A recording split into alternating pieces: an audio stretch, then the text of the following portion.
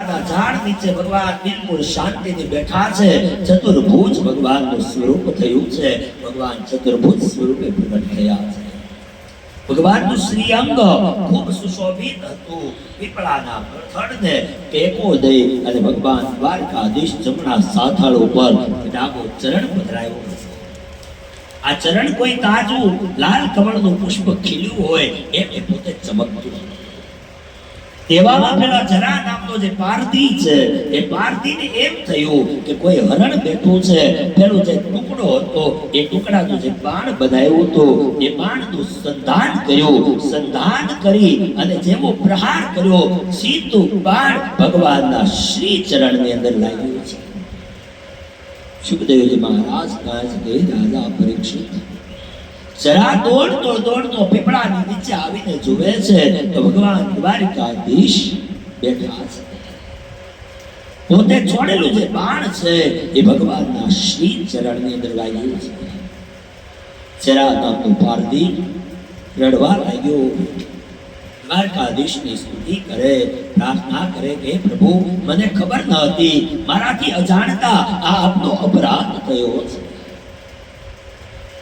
દ્વારકાધીશ કાંચ કે જરા તું ડરીશ નહીં. રામાવતારની અંદર તું વાલી હતો અને હું રામ હતો. મેં વૃક્ષની પાછળ સંતાય અને મેં વાલી તને માર્યો હતો. એ જ આ જન્મની અંદર એ હિસાબ ચૂકવવા માટે તું જરા નામનો એ પારધી થયો છે. પ્રભુના ચરણમાં પડી ગયો. સુખદેવજી મહારાજ કાંચ કે રાજા પરીક્ષિત જરા નામના પારધીને પરમાત્મા ઉત્તમ એવું વરદાન આપ્યું છે.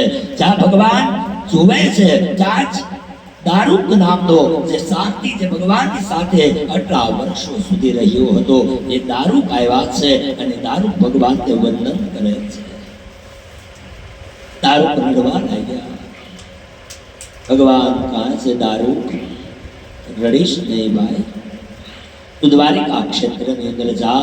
અર્જુનને અને યાદવોના જે નાના બાળકો વજ્યા છે ને એને કહેજે આજથી 7મા દિવસે દ્વારિકા નગરી ને સમુદ્ર એ ડૂબાડી દેશે.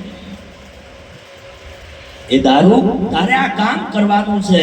દ્વારિકા ક્ષેત્રમાં જઈ યાદવોનો સંભાર થયો છે. બલભદ્રજીએ પોતાની લીલા સંકેલી લીધી છે અને દ્વારકાધીશ પણ એ સ્વધામ ગમન કરે છે.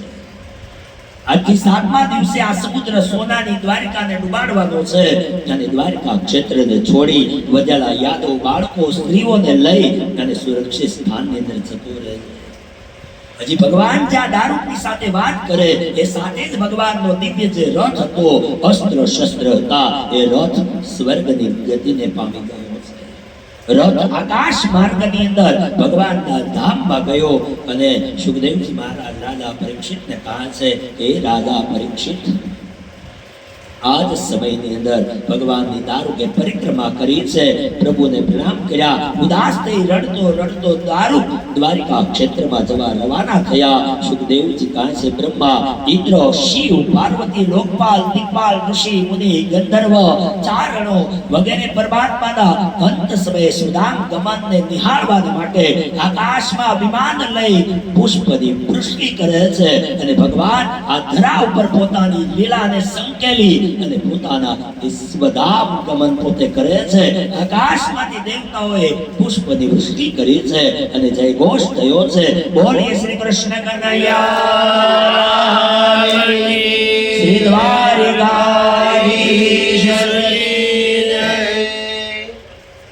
દારૂક દ્વારિકા ક્ષેત્રની અંદર આવ્યો છે. વસુદેવજી ખૂબ રડ્યા છે.